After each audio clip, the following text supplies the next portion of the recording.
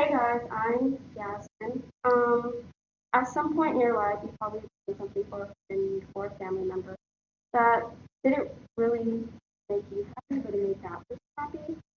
It could have been agreeing to go somewhere with your friend that you didn't really want to go, or just saying yes to something to avoid confrontation.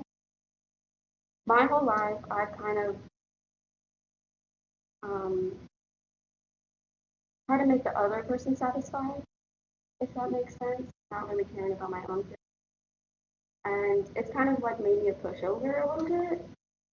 And we all want to make people in our life happy, but you have to make yourself happy before you do that. Because then you're just going to burn yourself out. Um, I'm going to discuss a face-up fable called The Father and His Two Daughters. And it kind of relates to my life just a little bit. It's a story about two daughters who have completely opposite wishes from their father. And one daughter wants rain to fall on their town for the crops because her husband's a gardener, and the other daughter wants the weather to stay dry so the bricks can dry because her husband's like a tile maker. And it's basically just showing the difficulty of a father trying to make the two important people in his life satisfied. Um, Now, something that happened to me that kind of relates to this is I've always moved around a lot, and my parents aren't together. So I lived with my mom, I lived with my dad, and it's not just like, oh, I live with my mom for a week and then go to my dad. It's like I go for a school year, and then I go to my dad's house for the summer, and then I stay at my dad's another school year. So it's just it's going back and forth. And I was fine with it when I was younger until like recently, high school. That's when it started.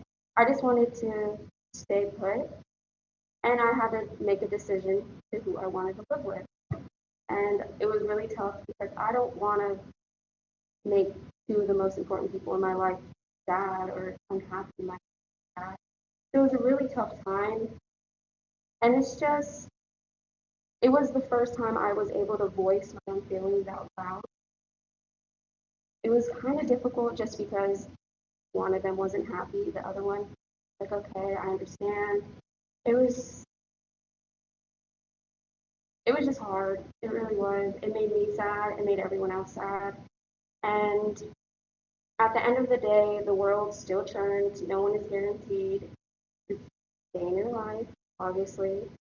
But you shouldn't feel guilty for wanting to make yourself happy because you should really just be pleasing yourself because it's your life.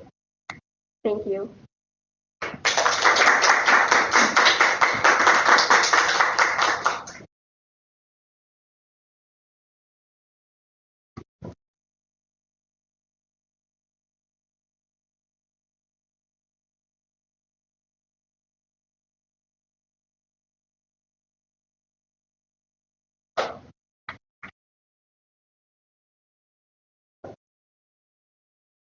Hello, my name is Hallie Kemp. Do you remember a time when someone else's actions hurt you, or your actions hurt someone else? I'm here to inform you on how all actions can be forgiven but not forgotten. So we need to be aware of our actions and reactions. Everyone here has fought with someone before, whether it was a friend or a parent. Whether it was a small tiff or a big fight, we've all clashed with others. When I was younger, I had a fight with my friend over something small, and we no longer speak, even though I forgave her years ago. I'm here today to talk about an Aesop's fable with the moral injuries may be forgiven but not forgotten, and my own experience with this lesson and the petty drama that led to the destruction of a friendship. Let's start with a more extreme example of this lesson, with Aesop's The Man and the Serpent. It's not a well-known fable, so I will explain it first, and then the lesson behind it.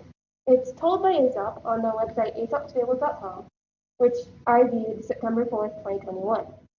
Aesop tells a tale of misfortune and revenge. A man has a son who steps on the serpent's tail. The serpent then bites and kills the son.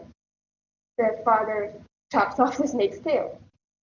The serpent gets mad and then takes his revenge on the farmer's cattle. The countryman wants to forgive and asks the serpent if they can be friends again. To which the serpent says, He cannot forget his lost tail and the farmer his dead son. The moral of the story is injuries and actions may be forgiven, but they can't be forgotten. Of course, not all fights may be over something as extreme as the death of a child. Mine wasn't. Um, I had a fight with my friend over something incredibly stupid. A Pokemon bot on our Discord server. It was the summer of 2019.